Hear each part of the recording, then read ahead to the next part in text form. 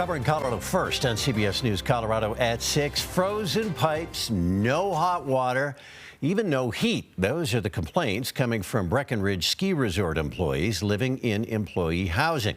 They say they have submitted maintenance requests to make their homes livable again in these freezing temperatures, but they say they've been widely ignored by their parent company, Vail Resorts. That is why dozens of employees called out sick yesterday in protest.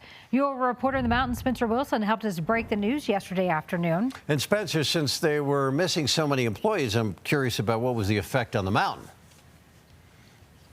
Yes, that's the big question, right? With all these people out, what happens to visitors who are going to Breckenridge to ski?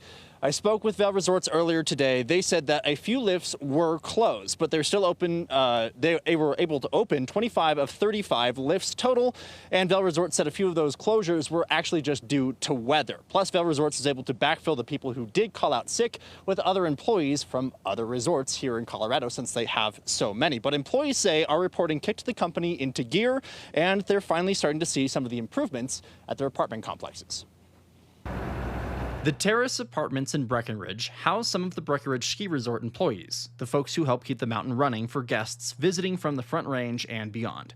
But because their apartments have been without hot water, heat, or even have pipes freezing and bursting, they've been demanding a fix. And employees say that this demand isn't new. I spoke with one employee who wasn't comfortable going on camera for the story today, but who said there's been a backlog of maintenance requests for months now, from issues with holes in the walls, to black mold, to the current heating and hot water issues.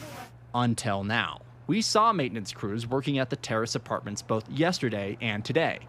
And our tipster agreed Vail Resorts is finally getting to work on the jobs that need to get done after the story broke. Vail Resorts put out a statement yesterday saying because of the extreme cold, employees have heating and water issues, and saying in part, quote, "This is completely unacceptable and mechanical work is in progress to address that.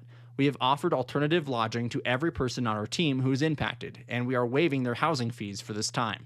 The mountain itself is back to normal today, but time will tell if the backlog of maintenance requests will be taken care of for these employees dealing with sub-zero temperatures. Now, the employee that was helping us cover this story said it was okay if I did quote him specifically on this, so I'm going to get right here.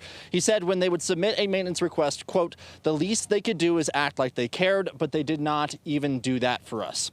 Now, the apartment last night was, Vail Resorts is going around the apartment complex last night, handing out letters saying things are going to get better. We did see crews out here today actually working on stuff, and the employees themselves did tell me that things are starting to get better. They had warm water this morning instead of just no water at all in terms of hot water or heating inside. So things look to be turning around at the very least. You know, just for frame of reference, Spencer, how much are people paying for a lift ticket these days at Breckenridge? Yes, if you don't have a season pass, a single day ticket for an adult is $265 to go skiing up here for one day.